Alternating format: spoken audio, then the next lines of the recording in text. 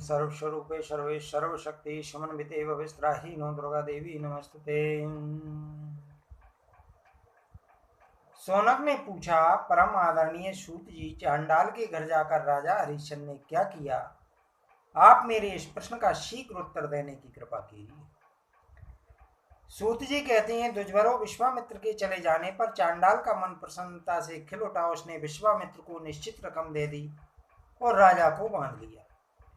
तुम पर झूठ बोलोगे, यूं कहकर उस चांडाल ने राजा हरिश्चंद्र को डंडे से मारा। डंडे की चोट लगने से उनका चित्त चंचल हो उठा, उनकी इंद्रियां व्याकुल हो गईं। प्रिय बंधुओं का वियोग तो उनके हृदय में संतप्त कर ही रहा था। चांडाल ने उन्हें अपने घर ले जाकर कारागार में डाल दिया और स्वयं सांचित होकर वह सो गया। अब राजा हरिश्चंद्र का समय चांडाल के घर कारागार में व्यतीत होने लगा। उन्होंने अन्न और जल का परित्याग कर दिया था। वे निरंतर मन में सोचते थे, मेरी दुर्बल स्त्री दया की पात्र है। दीन मुख वाले बालक को देखकर उसे असीम कष्ट होता होगा। वह मुझे याद करके सोचती होगी कि राजा हमें बंधन से मुक्त करेंगे, धन कमाकर प्रतिज्ञा की हुई रकम ब्राह्मण को चुका देंगे, रोते हुए पुत्र को तथा मुझको वे बुलाएंगे, तब मैं उनके पास चली जाऊंगी। फिर मेरा यह बालक पिताजी पिताजी कहकर रो पड़ेगा, तब उसे भी वे बुला लेंगे।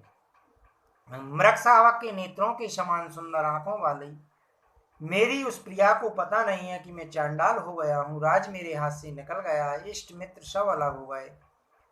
मैंने स्त्री एवं पुत्र को बेच दिया, फिर मुझे चांडालता स्वीकार करनी पड़ी। हो, यह कैसी विधि विडंबना सामने आ गई।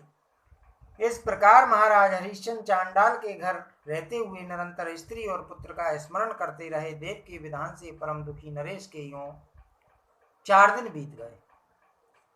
जब 5वां दिन आया, तब दोपहर के समय चांडाल ने उन्हें कारागार से निकाला और शमशान पर मृत व्यक्तियों से कफन लेने की आज्ञा दी।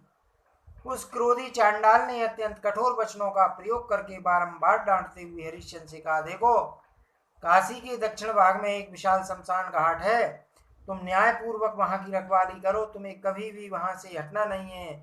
इस पुराने डंडे को लेकर तुम अभी वहां चले जाओ। तुम्हें भली भांति घोषित कर देना चाहिए कि यह दंड महाभाव प्रवीर का है। सूत जी कहते हैं, सोनक चांडाल की आज्ञा पाकर महाराज हरिश्चंद्र कफन लेने के लिए शमशान घाट पर चले गए।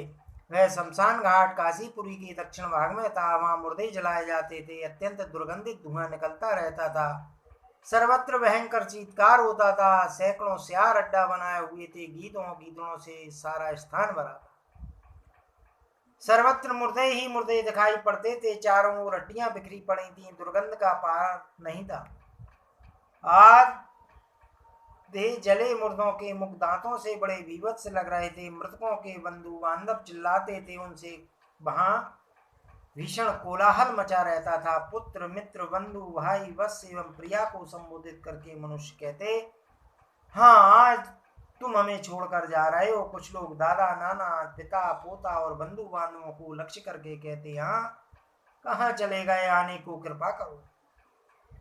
प्राणियों के इन हृदय विदारक शब्दों से वहां का सभी स्थान सदा भरा रहता था। मांस मज्जा मेद के जलते समय साय साय की ध्वनि निकलती थी। अग्नि में चटचटाने का भयंकर शब्द होता था। उस समय भय उत्पन्न करने वाला वह शमशान ऐसा जान पड़ता था मानो प्रलय काल ही सामने उपस्थित हो। राजा हरिश्चंद्र मुर्दे को देखने के लिए इधर उधर घूमने लगे। उनके संपूर्ण शरीर पर मैल जम गई थी।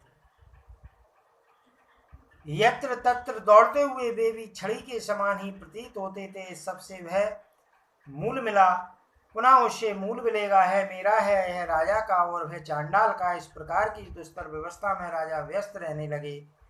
उनके शरीर पर एक भी पुराना वस्त्र था जिसमें बहुत सी गांठें पड़ी थी। एक गुदड़ी उनके पास थी।